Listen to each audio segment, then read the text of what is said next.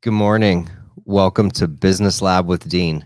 We are here with Dave Weil of Steak and Shake, and we are talking elevators this morning. Yes. Not really. Dave, how you doing? Yeah, I'm doing fantastic. Thanks for being here. So first question right out of the gate. What do you do?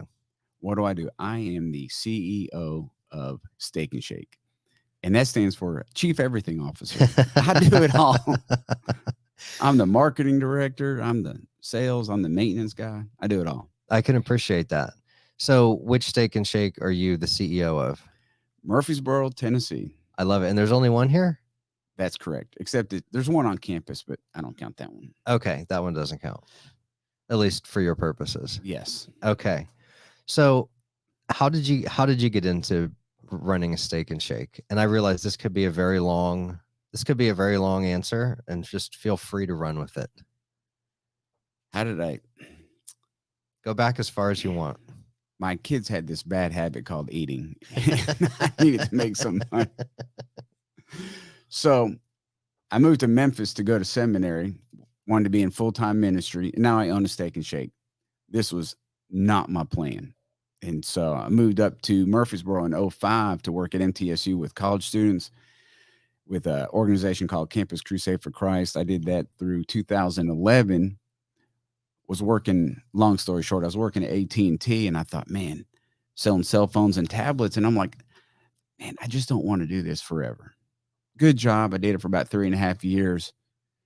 I wanted to have my own business. So what does any rational person do? I went out and bought a Cajun restaurant. Oh my goodness. J Gumbo's. Had you ever heard of it? Here in Murfreesboro? No. Where was it? Antioch. Had you heard of J Gumbo's? No. That was my problem. Not enough people heard about it.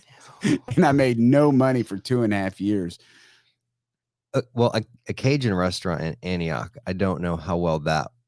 The food was gonna delicious. fly. It was, nobody could find it. It wasn't the best location. There was a Cajun restaurant in Smyrna that was really good. What was it called? I don't know. Jazz's or Raz's or something. The chef there was featured on Food Network, best thing I ever ate. This was a while ago. This was 10, 15 years ago. But it's not here anymore. No, neither is J Gumbo's. Well, that's a shame. I'm sure the food was amazing. The food was delicious. Was it your recipes? No, it was a small franchise. So okay. Anyway, I made no money, so I'm about broke, Dean. And kids were hungry. I had to do something, and interviewed a lot. Actually, I didn't interview. I tried to interview at Chick-fil-A, Demas's, O'Charlie's, Toots. Nothing. I'm about to just take any job because I had to do something. Sure. Very humbling. And I'm at a soccer banquet, 2019. Okay. And I randomly meet this guy, and he says, "You heard of Steak and Shake?" I'm like, "Yeah, I never go. I've been twice in 14 years. I mean, it's just kind of dirty." And so I just didn't go. Mm-hmm. He said they had this program. You could buy one for 10 grand. Really? But the catch is, I was going to say, what's the catch? You have to work for free until you fix it. And I'm like, I'm not getting paid any money now anyway. What's a few more months? So all you had to do was hit 4 metrics: food cost, turnover, labor, and complaints. I'm like, no problem. 8 months later, it was the hardest thing I ever did. And so I sold my truck, gave Steak and Shake the 10 grand, and I was off to the races. And hardest thing I've ever done. 8 months later, I become the franchise owner. My first official day as owner was March 25th, 2020. Stop. The day after the dining room closes to COVID. I'm the franchise owner. Congratulations. You won the prize. Amen. Yes. And so that's a long story short, how I got into it. And so, yes. Wow. Okay. So it was an adventure. So Steak and Shake. So did you always want to be a pastor? Is that what you wanted to do when you grew up? Air quotes, grow up. No, had no desire whatsoever. Okay. I got involved in an organization called Campus Crusade for Christ. Mm-hmm. And I just wanted to be involved in ministry. So doing Bible studies, loving on college students. Mm-hmm. So that's cool. Yeah. So I did that from joint staff in 2003 through 2011. Sure. So for those who might not know or can't use their contextual clues from the name. Uh, what do you sell at Steak and Shake? A good time. A good time. I So like it. So burger, you're shakes, and fries. okay. So that's what you sell. But what do you started to answer the real question, which is what do you really sell? Well, I was going to say when I first got to Steak and Shake, we used to have salads, but we got rid of them. Good. Not enough calories. And so I'll go ahead and say we had chicken tenders. People are very upset. They are off the menu Mhm. temporarily. We're looking for another supplier, so they are coming back. So don't give up hope. Okay. So hamburgers, shakes, fries, and Steak franks. potentially in the future, Yeah. chicken tenders. Yes. Okay. So why do most people go to Steak and Shake? Is it because they're hungry? The food's just freaking delicious. Right. And so I've been Steak and Shake since I started July 2019. And people don't know this, but you can have a different burger every day of the week. I mean, dude, we got the garlic burger. Mhm. Man, it's delicious. The butter burger, ounce of butter on it, just melted. Ah, amazing. The Frisco burger, barbecue burger, the double cheese bacon burger. You can have a different burger every day of the week. That's amazing. And I say this, unfortunately, I'm not tired of any of them. Usually you get sick of your own food after a while. Yeah. Yeah. I still enjoy them too much. So there's something about going out to eat that is fun. Yes. I think. And so that's why I've got you on this season of the podcast, is because this season is fun. We're talking about businesses that are fun. So how do you stay focused on what you're really providing people, which is the experience, just eat some good food, have a relaxed time with your family. How do you stay focused on that as opposed to, oh, this French fry's too crispy? Or like, how do you kind of keep your mental frame in that? So I used to be in the Army, and now I was a cook in the Army, and people are surprised to find out, but I hate cooking. That's exactly what you want to hear from the CEO of Steak and Shake. Yes, but I got other people for that. So what I do, what separates me, I think, from probably everybody else is I love to, well, one, be involved in the community, but I think I'm kind of an entertainer at heart. So when you and your family come in, you'll find me going around doing magic tricks, and just seeing the joy on the kids' faces and the look on their face. And then the parents are just as happy when they see their kids just having a great time. Right. I love just doing, I walk around doing magic tricks, and I enjoy that more than anything else.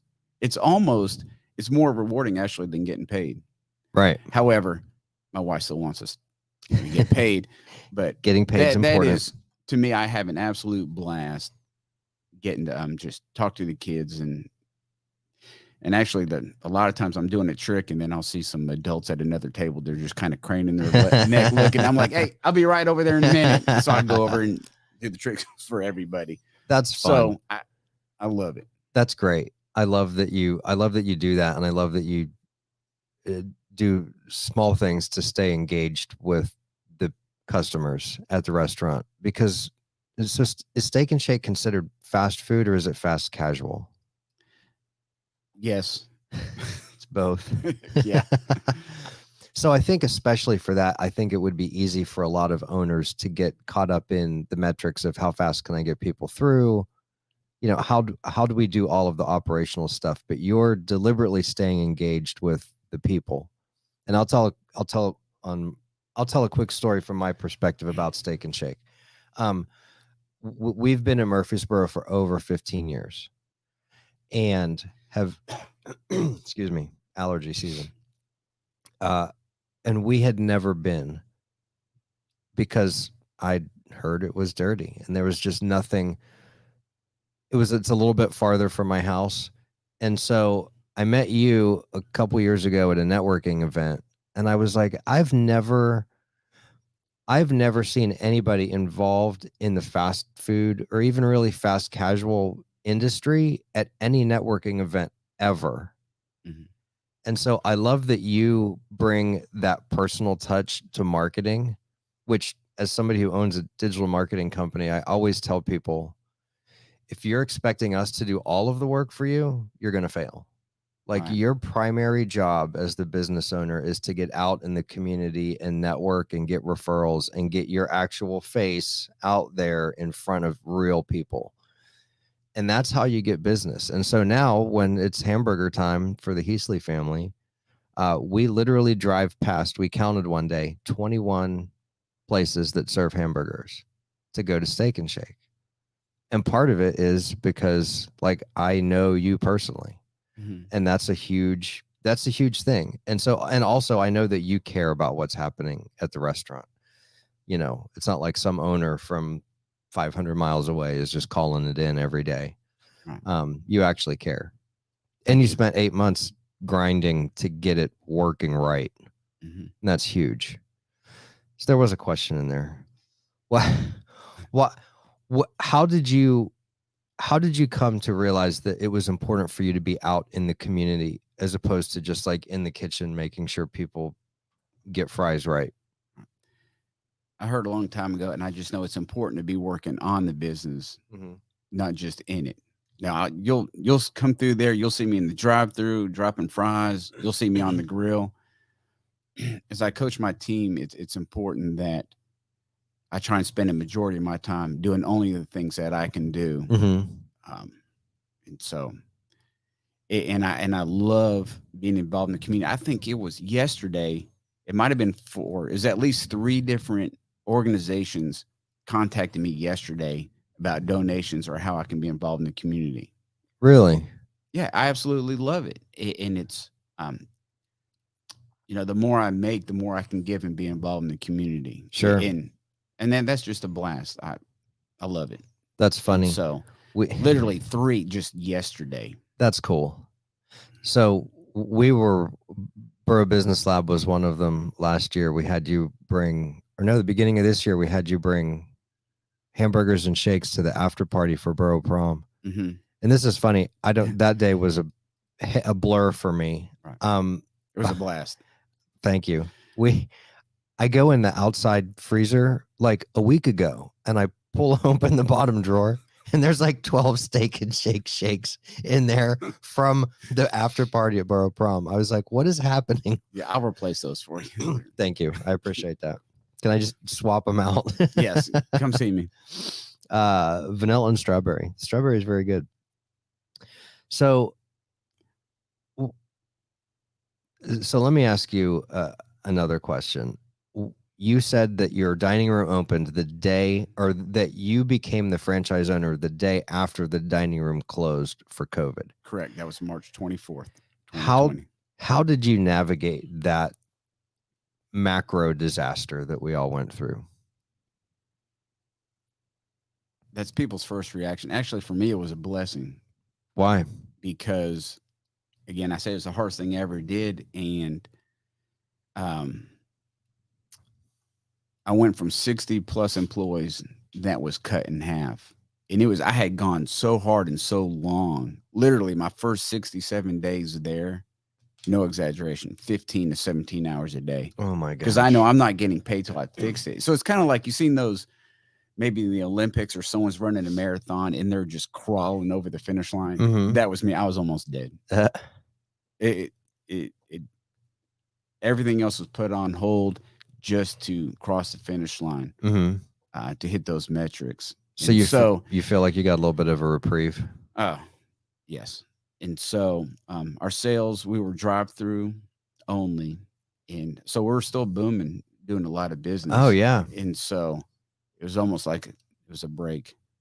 That's awesome. So I feel kind of guilty because when COVID lockdowns happened in April of 2020, because I'm an introvert. mm-hmm. And so, I mean, I've been building a business or multiple businesses since 2016, and that happened. And I was like, wait, you're telling me like legally I have to stay home and not have face-to-face meetings? Thank you. Right. I will do that. So for me, it was also a relief.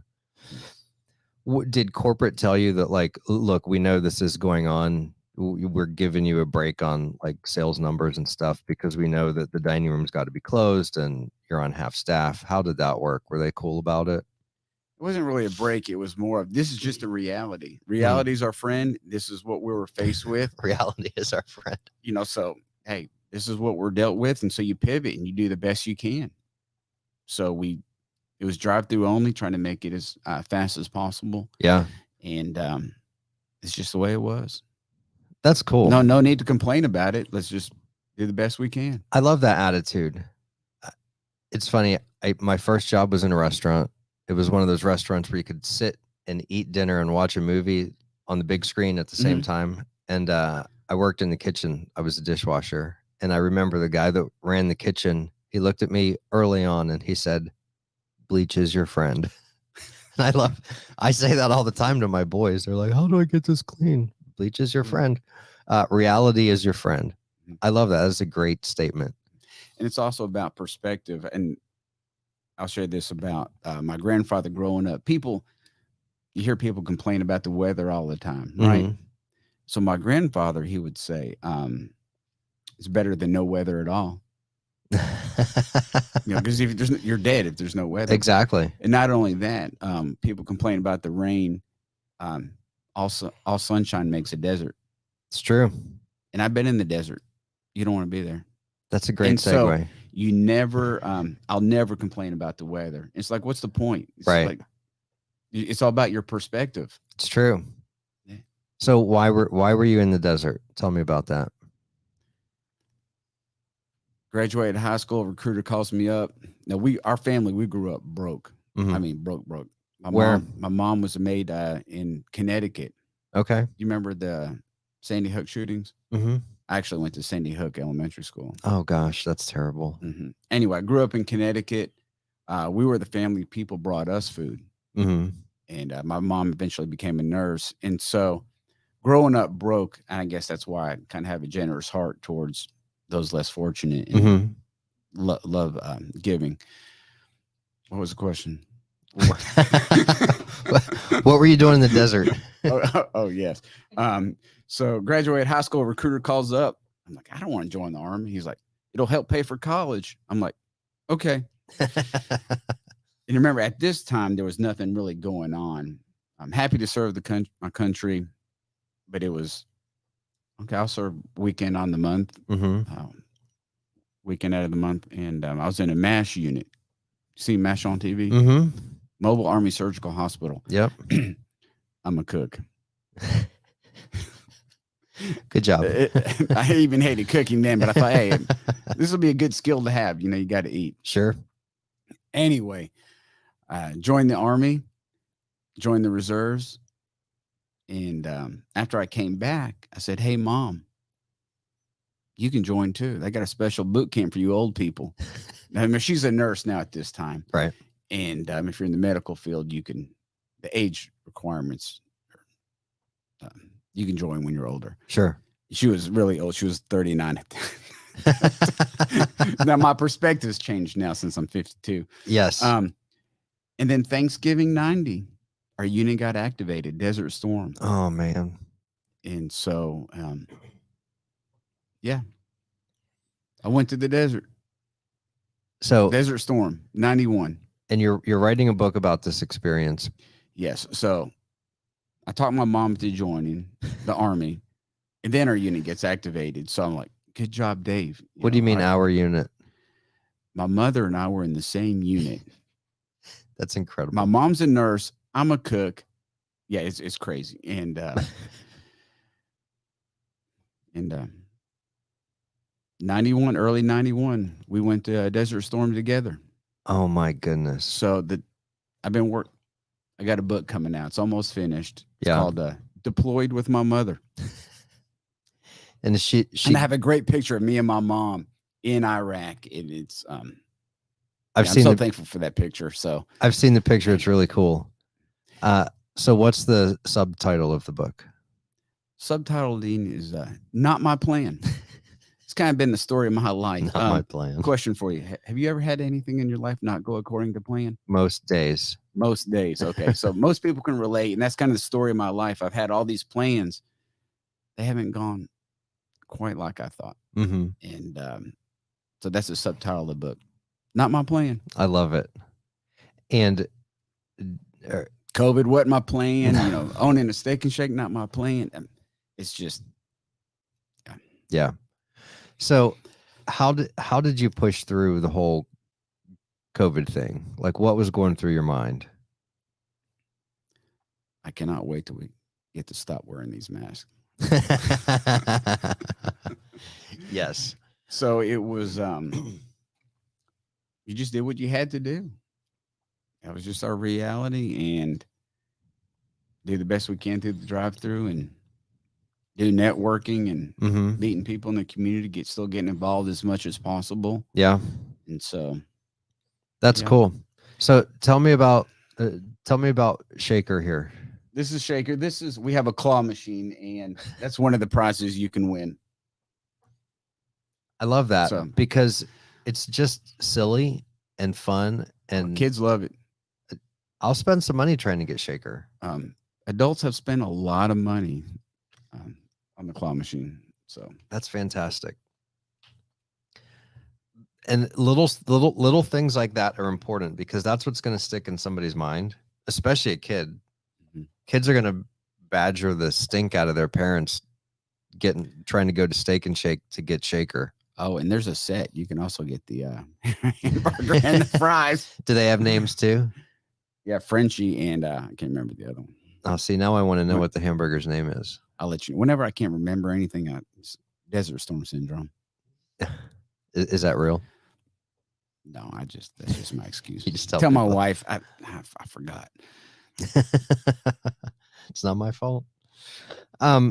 So where do you see Steak and Shake going in the future? Like, what are your plans as you kind of get comfortable in the ownership role and you're out of the growth phase? Tell me a little bit about what you want to do. Well, the phase now is just kind of the repair phase. So had a lot of huge projects. Fixed the parking lot, had it resurfaced, repaved, surfaced, new windows, got the roof fixed, put in a new floor. So there's been a lot of huge projects to get fixed there. And the last big project is getting new furniture. And then it's just being involved in the community even more. One of the neat projects we're doing now, I came up with in the spring, is giving every teacher in Murfreesboro a free milkshake. That's really cool. And everyone that, not only the teachers, but all the staff that work there. Mm-hmm. So I partner with different businesses, give them a super duper deal. And, it's a win for me, a win for the business. And I go to these schools. And the last school I did was Oakland High School, not Oakland, Siegel High School. Oakland's coming up. And I call the school up and I'm like, hey, I'm Dave, the owner of Steak and Shake, and I'd like to bring everyone there a free milkshake. And then their first reaction is, this is a scam. And so then they figure out that it's not. And I go to the schools, and it's really the teachers absolutely love it. Yeah. They're being loved on, cared for, thought of, appreciated for what they do. Mm-hmm. And that's just something fun I get to do. That's cool. And it's a blast. And how does a business get involved in that? They call me up, and then they just tell me they want to do it. And then I call the school and say, hey, I have a sponsor for your school. And then the highly reduced rate, I do the shakes for the business. And then the only thing I ask the school is if they'll send out an email to all their teachers and staff so they know who the shakes are from. Right. So that way it's just a win-win-win for everybody. Yeah, everybody wins because the business gets some PR and gets to do something good for the community. You get your name out there, and the teachers get a free milkshake at surface level, but they also, you're showing your appreciation for them and all of that. Yeah, and the last one, the business owners came with me, and so they get to be a part of it as well. Oh, cool. And they love it. Schools love it. Everybody loves it. That's fantastic. I do love that. So, what else? Do you have plans for multiple units? How does that work? What do you? No. One is enough. One, and it's funny. My kids tell me they've told me in the past that I have 4 kids, 1 wife. I've been married 22 years. Congratulations. Thank you. And my kids say, Dad, you got the slowest drive through in Murfreesboro. I'm like, thanks. So I'm just constantly trying to make it faster Right. and better. So, Okay.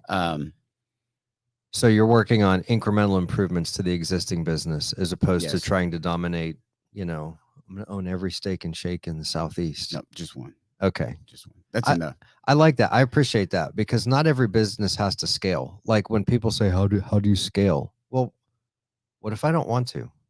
Like, what if I'm, God forbid, what if I'm happy doing what I'm doing at the level I'm doing it at? Right. And I haven't figured out how to be in 2 places at once. Right. And so it's really about the experiences when people come. And I had a busload of students come. Say a few weeks ago, they came up here to do whitewater rafting, Mm-hmm. and they came in, and I got like 20 students, young kids, were there at the restaurant, and I'm doing a magic trick.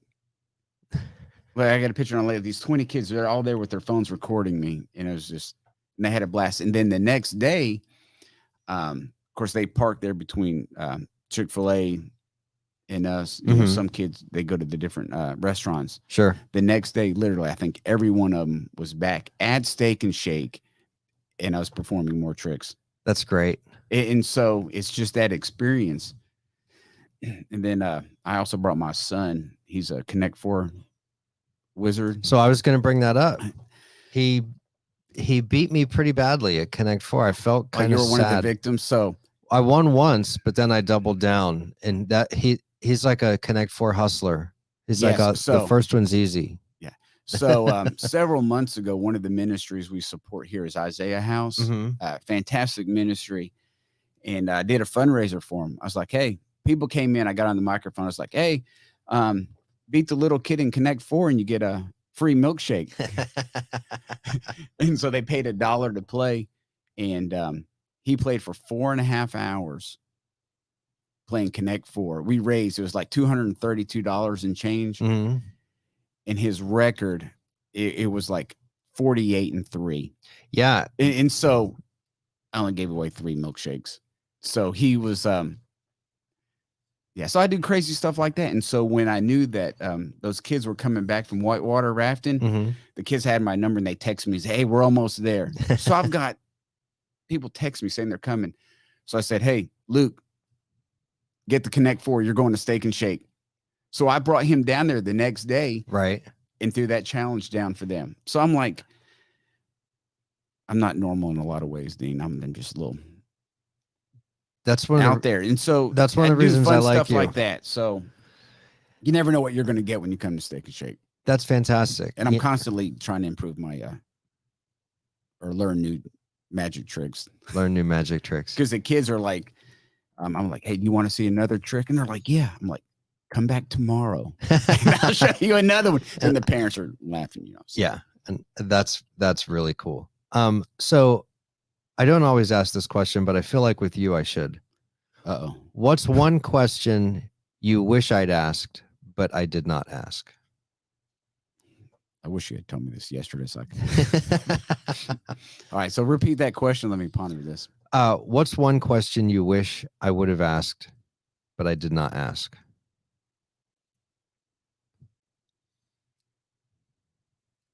What's one of your interview questions? What's one of my interview questions? No. What's one of your questions you're supposed to ask me? So when you do an interview with an employee, what's one of you? Well, they're not an employee yet. Well, right. This is knowing you. This is going to be good. So yes. No, please. Not really. It's not. No, I want to know the interview question now. I'm curious. One of them is, I'll ask a prospective employee. I'll say, "What's your dream job?" How many say Steak and Shake? Has anyone? No. But a lot of them, young and old alike, they look at me and they're like, oh, I didn't really ever thought about that. Are you serious? Yeah. A lot of them. Some do. But I like to ask that question.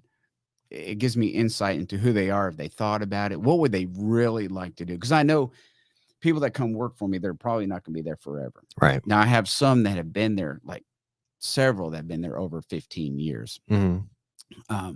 But I know that, and I want the best for my employees where, because I know I want to teach them some skills, Right. management, leadership skills, work skills, whatever it might be. So when they leave, they've learned something. They can look back on this experience. And so I asked that question just to learn a little bit about them Sure. and know what makes them tick. That's a great question too, because you can kind of tell whether someone's feeding you baloney or not. Right. I like that question.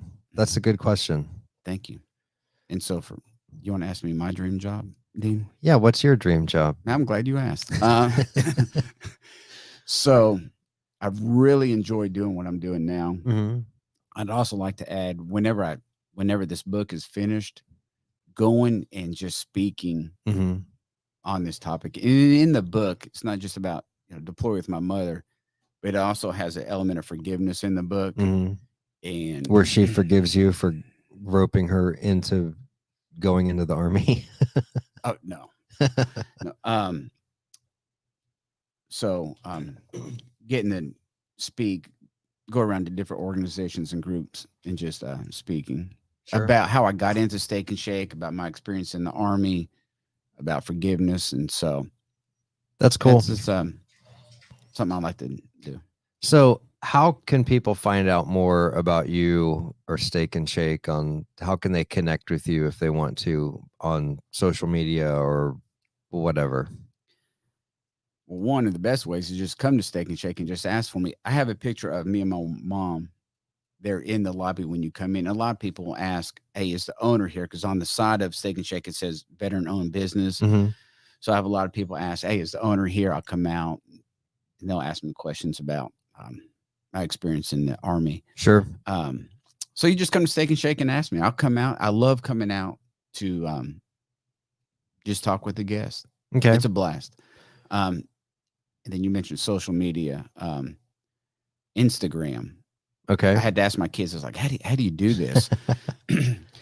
And so I copied from Chick-fil-A because they're amazing. So CFA Murfreesboro. So I'm like, SNS Murfreesboro. SNS Murfreesboro. And so go on there, follow me on Instagram, and you'll see Instagram posts of me doing magic tricks on the golf course, in the weight room. So it's probably not your typical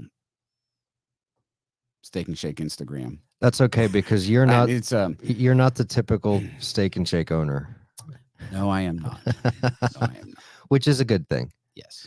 Well, Dave, this has been fun. And like you said, if anybody wants to reach out to him, SNS Murfreesboro Yes. on the Instagram. Yep. Or just call me up. My personal cell number's on my business card. And that's just something else that's probably a lot of owners don't do. Yeah. I'm available. I love it. Well, Dave, thank you so much for being on the show. Thanks for having me. It was a blast. Once the book is published, we'll have you back on and you can start your press tour with us. Hallelujah. Thank you. Thanks, Dave. Appreciate it. All right. Are we done, Trent? Almost. We're